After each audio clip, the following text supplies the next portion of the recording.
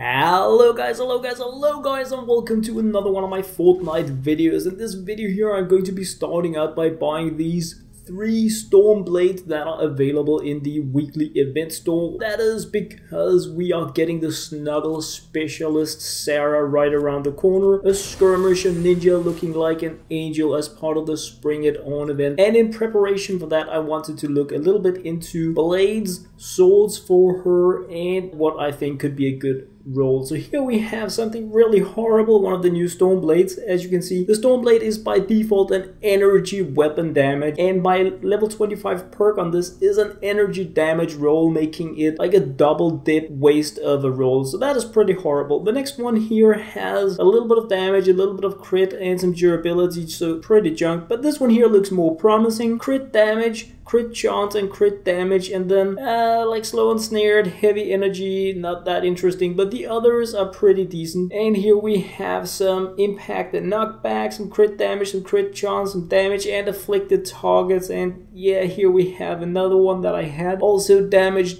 slow energy, blah blah blah, not that interesting really. So I can't really say that I won anything by by having these 5 Stormblades, but as you can see, what you can roll on these, this here is my best suggestion. 30% crit damage, 21% crit chance, and 60% crit chance as well. So this here is my best option to go with right now, because as you can see, I have a base crit chance of 15%. I can add 21% to that, and I have a default critical damage of 50% extra, getting 60 and 30% on top of that. So 140% additional damage whenever I crit, and I will have a 36% additional chance to do that. So every third attack will give 240% damage. That is like the basics of how the rolls on this weapon here looks. And on top of that, you can say that I can choose some crit rolls and stuff like that for my heroes. The stab sword is my favorite weapon. It's very fast. It matches up with what I want to go with my ninja. This one here has a pretty decent water damage roll on top of some really other good baseline rolls, and that one there was pretty good as well. But I think this one here is going to be my best, so I'm going to favorite that one so that I have it ready. And I'm going to be doing the same with the best roll I have, I feel, on the Stormblades there. And then I'm just going to be looking briefly into what I have in terms of other swords that I can favorite right now, and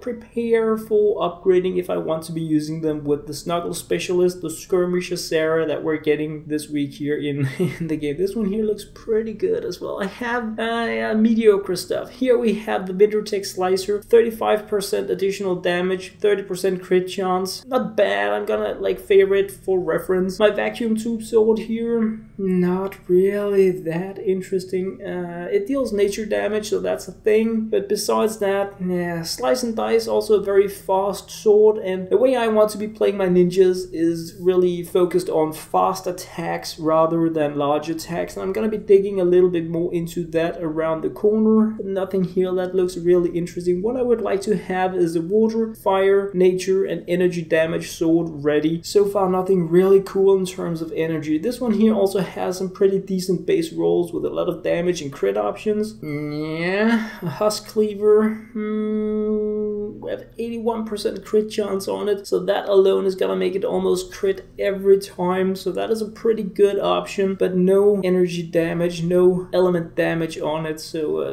yeah, also this one here. No, not really what I'm looking for. I don't like all these stunned, snared, kind of weird things because it doesn't really match up with my playstyle. My new Dragon's Tooth here has a really interesting level 25 perk that I haven't tried, but look at that. Crit damage 60% and 60% to its afflicted targets, and 45% additional crit damage baseline and 20% damage. So I'm dealing 120 to 165% additional crit damage and 20% crit damage. This could be a crazy sword, and it deals fire damage. So yeah, that is definitely also an option that I can look into. Here is my Founder's Blazing Masamune. It is the weapon that came with my pay package, and I have a pressure cutter upgraded here as well, just because I kind of had it and I wanted to test it out, along with the Vintage Text Slicer here. That is also pretty horrible. So those are like my weapons of choice. And what I want to go into now is the ninja abilities that are super important to keep in mind when you are going to be selecting a sword for your ninja. The thing that really I feel is the most important is that if you select anything that is related to afflicted targets, you want to be looking at the corrosive blade. Now the corrosive stars actually says throwing stars afflict their targets. That was nice. The corrosive blade does not say that it afflicts targets, but it does afflict targets, which means that when you have a critical hit from your blade, you afflict the target, allowing any buff on the weapon related to afflicted damage to be active. So corrosive stars says it, corrosive blades does not say it, but it is actually an affliction. It afflicts the target with this extra thing, and that is what like enables you to use the things from the weapons that go affliction. There are loads of ninjas that have this, like anything going assassin has something related to these stacks of affliction things that modify the way you damage. So you can see here also we have the corrosive blade. That is something that you want to have either as a tactical or support perk or as a ninja perk if you want to be using a blade that deals extra damage or crit or something related to affliction. Main thing I feel is that if you want to have a really good sword for your ninja, you want to have a ninja that also focuses on the battle part. Here we have anatomy lessons, we have the corrosive blade, we have assassination stacks. This is a ninja that deals damage with the blade. Obviously it's called deadly blade, so you know,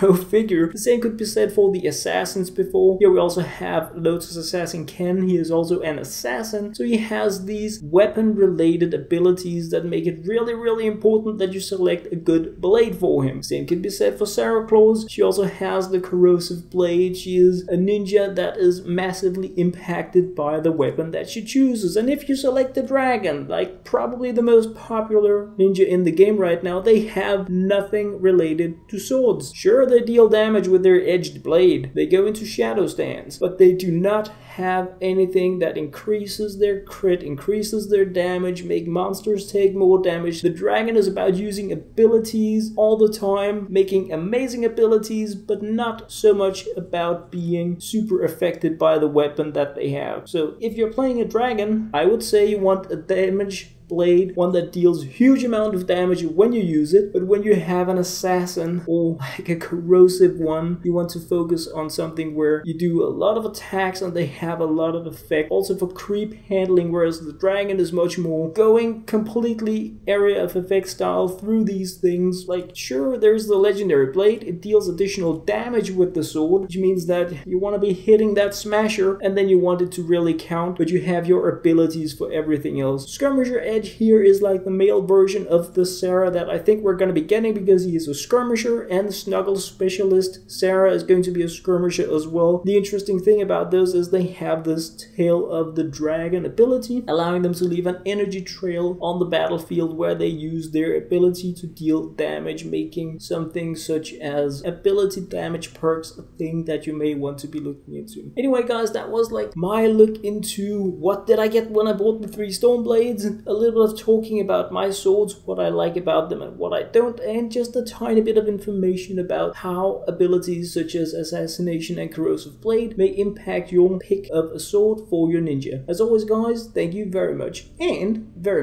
for watching.